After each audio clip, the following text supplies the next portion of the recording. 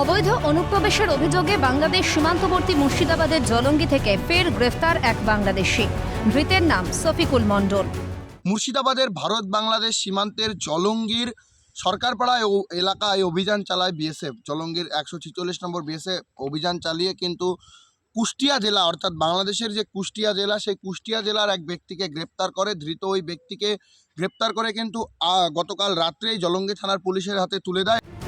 সূত্রের খবর, বাংলাদেশের কুষ্টিয়া জেলার বাসিন্দা শফিকুল কাঁটাতারহীন খোলা সীমান্তের সুযোগ নিয়ে বারংবার ভারতে ঢুকত।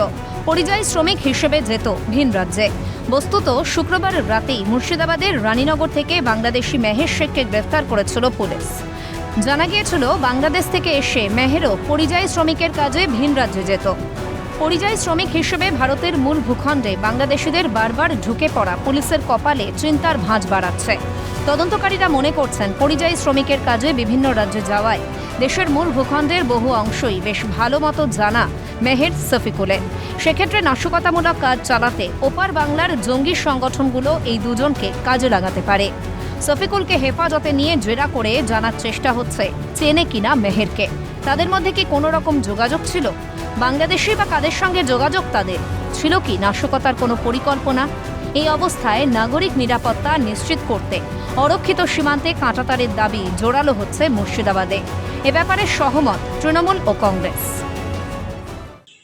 আমরা জলঙ্গি ব্লক এলাকার বা চুয়াপাড়া গ্রাম পঞ্চায়েত এলাকার সাধারণ মানুষ হিসেবে আমরা মনে করি যে যত দ্রুত সম্ভব ভারত সরকারের পক্ষ থেকে এই যে উন্মুক্ত বর্ডার রয়েছে, সীমানা রয়েছে ভারত বাংলাদেশ, এই উন্মুক্ত সীমানা বর্ডার এখানে ফেন্সিং কাঁটাতার নির্মাণ করা প্রয়োজন। এটাকে এই বর্ডারকে আরও জোরদার করা দরকার এবং প্রশাসনিকভাবে কি বিএসএফ এবং আমাদের লোকাল থানা সকলকে সচেষ্ট হওয়া দরকার, যেন বাংলাদেশ থেকে যে কেউ আমাদের এই বর্ডার ক্রস করে আমাদের বাংলায় না ঢুকতে পারে তা ভারতবর্ষে। এপারে ভারত, ওপারে বাংলাদেশ, মাঝে বিস্তীর্ণ কৃষিক্ষেত, মাঝে নেই কোনো কাঁটাতারের বেড়া।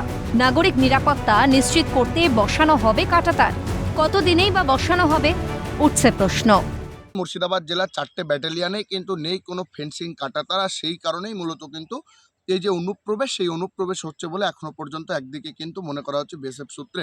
তবে এই যে অনুপ্রবেশ, এই অনুপ্রবেশ নিয়েই কিন্তু উঠতে শুরু করেছে প্রশ্ন, কারণ মুর্শিদাবাদ জেলার এই যে জলঙ্গি, সেই জলঙ্গি সীমান্তবর্তী এলাকা থেকেই কিন্তু গ্রেপ্তার আবারও এক। মুর্শিদাবাদ থেকে ইকবাল হোসেন, ক্যালকাটা নিউজ।